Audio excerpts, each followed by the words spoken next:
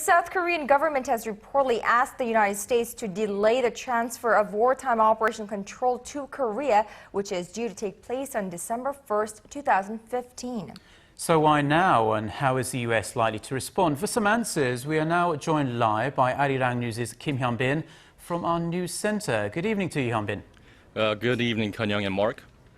Now, Hyun-bin, so we've been getting reports that officials from South Korea and the U.S. are currently discussing the possible delay of transfer of wartime operational control to South Korean troops. Now, for those of us not too familiar with what this is exactly, why don't you give us some background information on what this wartime OPCON is and why it is so important?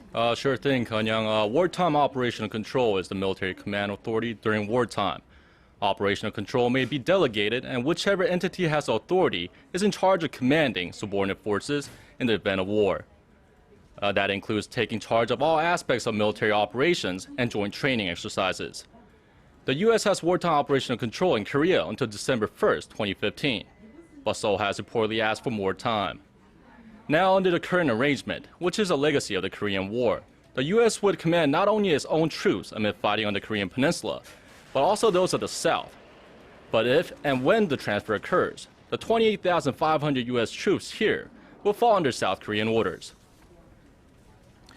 So it sounds like it'll be quite a seismic shift when it does actually happen. But why is the transfer of OPCON so important? Well, Mark, the transfer of operational wartime control from Washington to Seoul will mark the greatest power shift in a six-decade alliance. When the South first pushed for the transfer 7 years ago, government officials here described it as an affirmation of the South's sovereignty and its rapid modernization. But Seoul has now requested for a postponement. Let's take a look at the possible reasons why.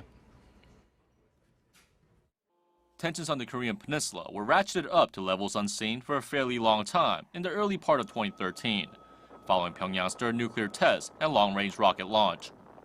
Although tensions have subsided in recent months, the overall threat level remains elevated. So the South Korean government has asked the United States to delay the transfer of wartime operational control, which was set for December 1st, 2015.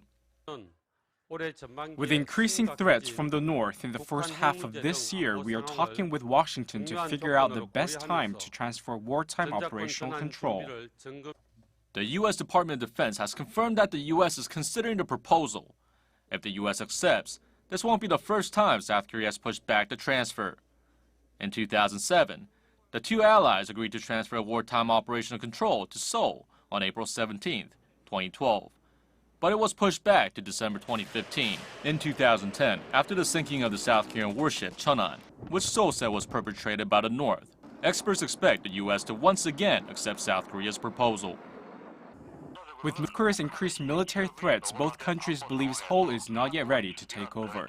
Diplomatically, the U.S. is worried China might influence South Korea and strengthen diplomacy between the two countries when Seoul takes the reins. If the two allies decide to postpone the transfer, all other scheduled tasks, such as launching a Korea command, will also be delayed. Now, Hyun-bin, there are some who may ask, why does the U.S. have wartime operational control here in Korea? I mean, like you said, it is a legacy of the Korean War, which means that the system must date back to more than 60 years ago. Am I correct? Well, you're absolutely right. Let's go over the timeline of events. 63 years ago, during the Korean War, South Korea's first president, Lee Seung-man, transferred the country's operational command authority to General Douglas MacArthur, who was the commander-in-chief of the UN command at the time.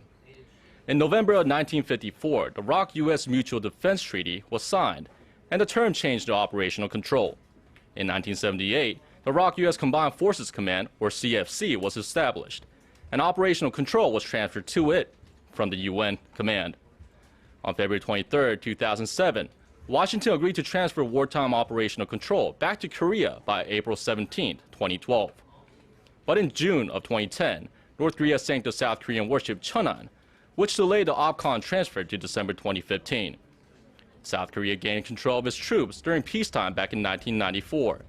But analysts and U.S. officials have been saying that the ROK forces need to improve some of its capabilities, its intelligence systems, transfer planes, amphibious vessels, before the wartime transfer. And now it seems that with the increase in threats from Pyongyang, Seoul and Washington will likely push back the date of wartime command transfer yet once again.